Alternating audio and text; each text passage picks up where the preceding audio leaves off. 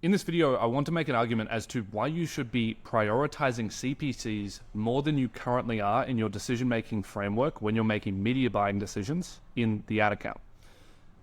At the moment, most people will optimize towards return on ad spend, or they will optimize towards MER or a larger efficiency number that overarches the media spend.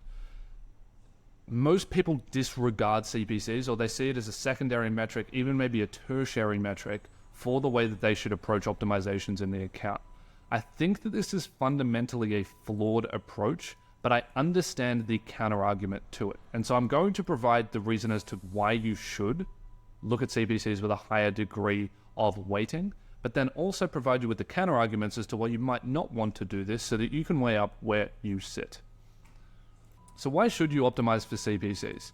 The main reason here, and I have a bunch of secondary reasons that will go to the bottom, but there's really a primary reason, and that is statistical relevancy, and I'm going to spell this wrong as I'm typing it out, statistical relevancy in data sets used for decision making.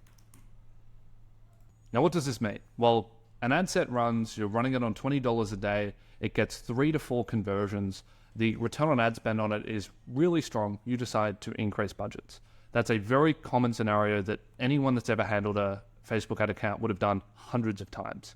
Now, the issue with that approach fundamentally is how statistically relevant are we calling 2 to 3 conversions? And most people would agree that it's probably not enough conversion data to assume that that creative, that ad set is going to scale and provide a huge incremental lift to the account. However, it's enough to tell us that this might work, so let's put some more budget into it and let's see. Now let's change the scenario slightly, and let's say that that same client has an average order value of $500. How much are we willing to spend to get those 2 to 3 conversions to be able to determine whether that's an ad set that is probably going to scale or not? Well, we're probably going to have to spend a lot. We're probably with an assumed CAC of $150, $200, we're probably going to have to spend about $600 on that ad set. Okay, that's fine. But we spend $600, maybe we get 2 to 3 conversions, but we still would probably agree that that's not enough conversions to deem statistical relevancy on being able to scale that creative. So we start to end up in this circumstance where we're never achieving statistical relevancy on any decision making, and we're kind of just flipping a coin. We're kind of just launching ads, launching ad sets, spending $600-$700 on it, and hoping that these things work, even though we're scaling them with very little data to prove whether they actually work or not. And the issue with this fundamentally is that, going back to this example, let's say that you get 100 clicks on an ad, and you have a $1 CPC, meaning it costs you $100 to drive that traffic to site, and you get 2 conversions. The reason why this is so statistically irrelevant is because the data set that we're using to make this decision is 100. It's a sample size of 100 people. We're assuming that 100 people are going to continue to convert into the future at a 2% conversion rate based on 2 conversions. It's so unlikely that this scales directly proportional to the initial data set that we can't really trust this when we go and put any more spend into it. However, what if we move one stage up the funnel? So what if, instead of looking at the rate of conversions from clicks to conversions, we instead look at impressions to clicks. And so let's instead change this to, this ad maybe has a 1% CTR, which means that this has had 10,000 impressions. Now all of a sudden, we're not looking at a data set of 100. We're looking at a data set of 10,000. And so this is a much more statistically relevant data set to be able to start to draw conclusions from. And so if we then have a 1% CTR on 10,000 impressions, 100 clicks, which means $1 CPCs, we can then use this to inform future decision making. We can start to project forward what we expect the likely outcomes are. Now, how can we do that? Well, we could look at average conversion rates out of the Facebook account over time. We could look at average conversion rates on the particular landing page that we're driving traffic to, and we could start to make some base assumptions.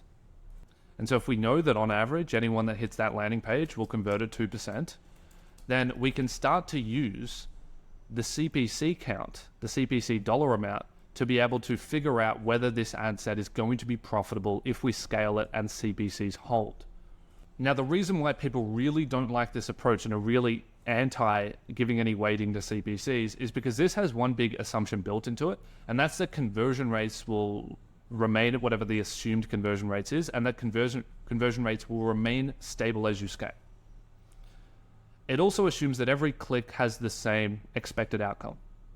So you're assuming that if someone clicks on this ad and someone clicks on this ad, that regardless of the ad that they click on, conversion rates will be the same off the back of it, which we know kind of isn't true. What if one ad has much better pre-framing and pre-selling? And so people that see this ad are much more likely to buy once they go to the landing page than on ad number 2. And that obviously occurs, and that's obviously the case. The counter to that is, okay, we can assume that conversion rates do fluctuate, and we can assume that all traffic isn't the same. However, if we put some parameters onto our decision making here and we say that ads are similar, there's not huge differences between the ads that we're testing here. We also assume that landing pages are the same. We then also go and assume that all of these tests are running based on conversion-based campaigns with similar targeting. We start to really find some decent counters to that argument that conversion rates are going to fluctuate wildly. The reality is that the difference between ad 1 and ad 2, if we're going to make an argument that conversion rates are going to differ wildly between these two ads and that all clicks aren't the same, to what degree are we arguing this? Are we arguing that one ad might have 1% and the other has 2? Are we arguing 2 versus 4? Are we arguing 2 versus 6? I would say that any argument saying that one ad is going to convert 3 to 4x better than another on an average scenario with an ad account is kind of an outlier and kind of a ridiculous assumption. I would say that I could see one ad set out converting another by 2x. I could see that as a reasonable margin for error, and I'm okay with that. And so let's say that I'm okay that conversion rates are going to fluctuate by 2x, downwards or upwards. Well, that still means that there's weighting available, there's decision-making frameworks available within looking at CPCs. If ad 1 has a CPC of $4 and ad 2 has a CPC of $150, and let's actually put ROAS in here. These both had 3 purchases. This has a ROAS of 3, this has a ROAS of 2. Now, most media buyers are going to look at this and they're going to kill number 1 and they're going to they're going to kill number 2 because it has a worse ROAS, and they're going to scale number 1. I think that's wrong. I think that's the wrong approach. 3 purchases is not enough to be able to make a statistically valid decision to be able to scale an ad based on return on ad spend figures. And so instead, when you step 1 degree up the intent line to get a higher, bigger data set to make a decision from, you go to CPCs and you see that there's a wild difference between these two. One is costing $4 per click, the other's costing $150. It's a 150% difference. Now, even if we're happy to say that conversion rates might be different on these ad sets by 2x, this one might convert at 4, this one might convert at 2. This is still the better ad set to scale. And so the only reason as to why you would want to scale ad 1, the only reason as to why you'd want to put more budget into ad 1 is because you either don't understand the statistical relevancy of making such a decision on such a small data set, and you don't really see the impact of how that is a decision to put budget into something that you really don't have much proof that it's actually going to work. Or the only other argument against this frame of thinking and this approach is that you think that conversion rates can fluctuate by more than 2x from ad set to ad set. And if that's the case for a specific account, then sure, look at conversion rate, look at return on ad spend, look at conversion rates. But for most ad accounts, there's really not that much fluctuation in conversion rates of traffic within conversion-based campaigns with similar targeting, with similar creative designs and approaches and value propositions, to the fact that CPCs really should be an indicator within your decision-making framework for where you're putting budgets, what you're turning off, what you're optimizing, and what you're scaling. You'll end up seeing that if you can push 2.5x the amount of traffic from Meta simply by putting more budget here, you're probably going to see better efficiency overall. And I say this from seeing this time and time again across tens of accounts where we've made the decision to put budgets here rather than here, and we've seen significantly better results, and we've been able to scale the account with a considerably better degree of efficiency. Now, I put some side comments here which we can run through quickly, which is the arguments against this is clicks don't equal conversions. And then you could also argue that CPCs on Google mean very little, because this is where you see the biggest relationship between CPCs and conversion rates directly inversing. But this really I don't see as the case on Meta. Arguments for this is that it's a leading indicator rather than a lagging, which goes into statistical relevancy, which is that once you get a conversion, and even if you get a few conversions, it's such a little amount, and it's also a lagging indicator that you can't make decisions quickly, particularly on high average order value accounts.